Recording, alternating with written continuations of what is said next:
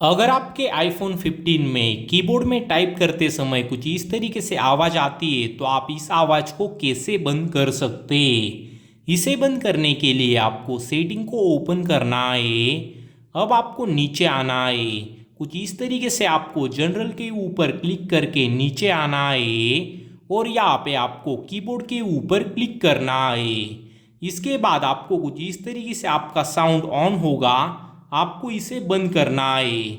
इसे बंद करने के बाद आपका ये प्रॉब्लम सॉल्व हो जाएगा।